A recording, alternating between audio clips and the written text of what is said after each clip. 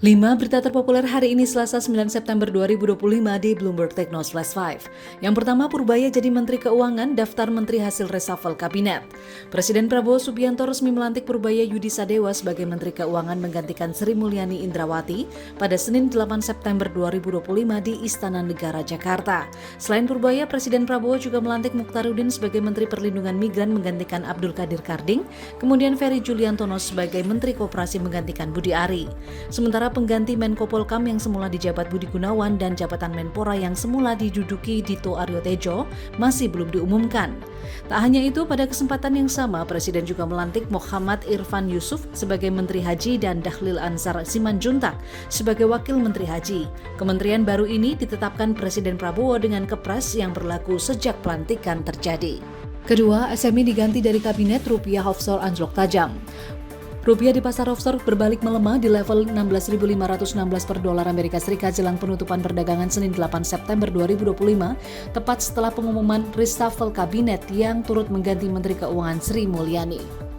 Sementara rupiah di pasar spot masih belum bereaksi dan ditutup di level 16.304 per dolar Amerika Serikat seiring dengan tren penguatan mayoritas mata uang Asia.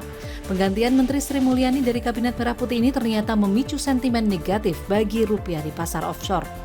Sri Mulyani merupakan Menteri Keuangan terlama yang telah menjabat dalam 3 presiden berbeda, yakni Presiden Susilo Bambang Yudhoyono dari 2005 hingga 2010, lalu Presiden Joko Widodo dari tahun 2016 berlanjut di era Presiden Prabowo mulai tahun 2024 dan berakhir pada Senin kemarin. Ketiga, keluarga Trump raup 21 triliun rupiah dari kripto dalam hitungan minggu. Hanya dalam hitungan minggu, keluarga Presiden Amerika Serikat Donald Trump meraup sekitar 1,3 miliar dolar Amerika Serikat atau sekitar 21 triliun rupiah dari 2 proyek kripto, yakni World Liberty Financial dan American Bitcoin Corporation. Angka ini menaikkan kekayaan keluarga Trump hingga menjadi 7,7 miliar dolar Amerika Serikat. World Liberty yang didirikan bersama putra bungsu Trump, Baron Trump, membuka perdagangan token WLFI pada 1 September setelah sebulan sebelumnya mereka melakukan kesepakatan dengan perusahaan publik. Kedua hal itu diperkirakan menambah 670 juta dolar Amerika Serikat ke kekayaan keluarga Trump di luar 4 miliar dolar Amerika Serikat token yang masih terkunci.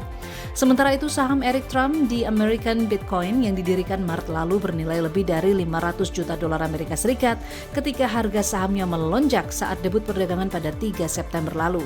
Dengan demikian, properti Trump Tower di Manhattan atau Resort Mar-a-Lago bukan lagi sumber kekayaan bagi keluarga Trump. Keempat, Pertamina dinilai tak kuat sokong SPBU swasta, RI perlu impor BBM.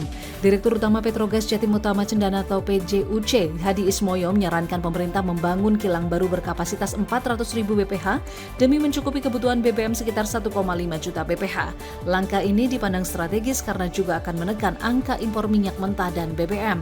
Lebih lanjut, Hadi menjelaskan kini kilang milik PT Pertamina baru mampu memproduksi BBM sekitar 840.000 BPH. Meski akan meningkat hingga 1,2 juta BPH jika proyek Refinery Development Master Plan atau RDMP atau ekspansi kilang Balikpapan rampung dikerjakan.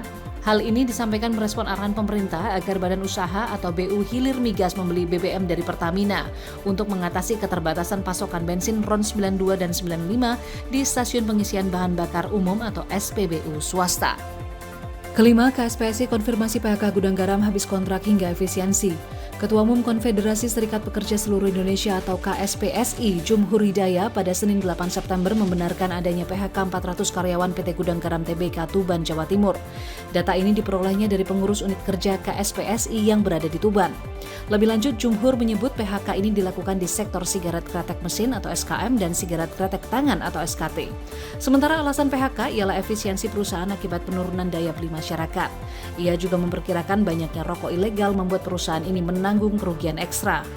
Berdasarkan laporan tahunan PT Gudang Garam Tbk pada 2024, jumlah karyawan Gudang Garam berjumlah 30.308 orang, sementara sebanyak 84,4% dari total karyawan merupakan karyawan tetap.